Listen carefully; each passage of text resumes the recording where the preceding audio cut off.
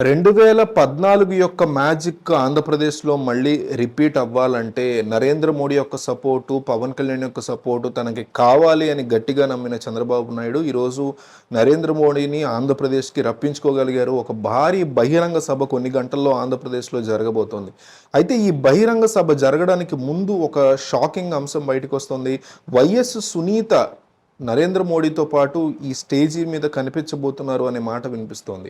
ఎందుకంటే ఇన్నాళ్ళు ఆమె షర్మిల ఆమెకి సపోర్ట్గా ఉండడం వల్ల కాంగ్రెస్ వైపే మొగ్గు చూపిస్తారు, లేదా ఇండిపెండెంట్గా పోటీ చేస్తారు కడప ఎంపీగా ఆమె కానీ ఆమె తల్లి సౌభాగ్యమ్మ కానీ అనే మాటలు వినిపించిన ఈ నేపథ్యంలో వైఎస్ సునీత నరేంద్ర మోడీతో పాటు కనిపించే అవకాశాలు ఉన్నాయంటూ వస్తున్నటువంటి వార్తలు మాత్రం చాలా షాకింగ్ అని చెప్పుకోవాలి. ఎందుకంటే సాక్షాత్తు ప్రధానమంత్రి కనుక ఆమెకి సపోర్ట్గా నిలబడితే ఆమె తండ్రికి సంబంధించినటువంటి అంశంలో ఆమెకి న్యాయం జరుగుతుందనడంలో ఎటువంటి సందేహం లేదు. దాదాపు ఈ హత్య జరిగి 5 సంవత్సరాలైంది నిన్న మొన్నటికి.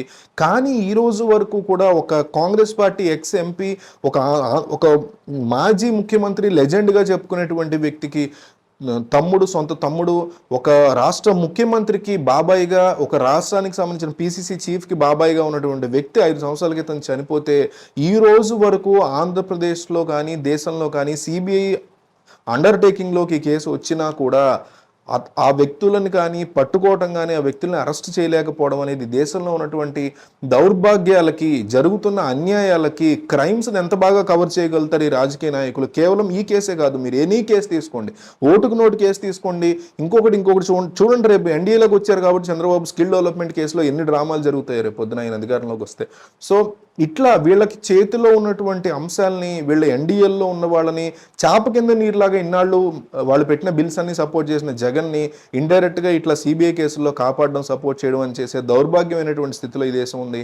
సో ఇప్పటికైనా ఈమె వాళ్ళ వైపు చేరిన తర్వాత అయినా ఆమెకి న్యాయం చేస్తారా నరేంద్ర మోడీ అనేది ఇప్పుడు బిగ్ ప్రశ్న. అయితే ఈ కూటమిలోకి ఆమె జాయిన్ అవుతారని అనుకోవట్లా, బీజేపీకి కూడా జాయిన్ అవుతారని అనుకోవట్లా, టీడీపీకి జాయిన్ అవ్వరు.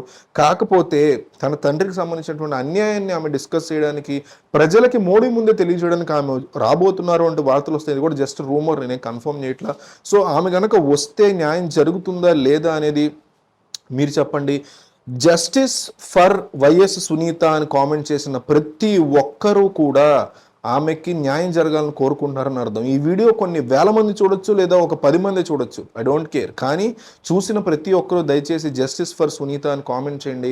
ఆమెకి జరగాల్సినటువంటి న్యాయం, తన తండ్రిని అంత దారుణంగా చంపితే ఇప్పటి వరకు కూడా, ఒకవేళ చాలామంది ఆరోపిస్తున్నట్టు ఆమె చంపున్నా కూడా ఆ విషయమైనా బయటపెట్టాలి సిబిఐ. అట్లా చేయకుండా గాలికి కేసులు వదిలేయడం అనేది అత్యంత దారుణమైనటువంటి అంశం.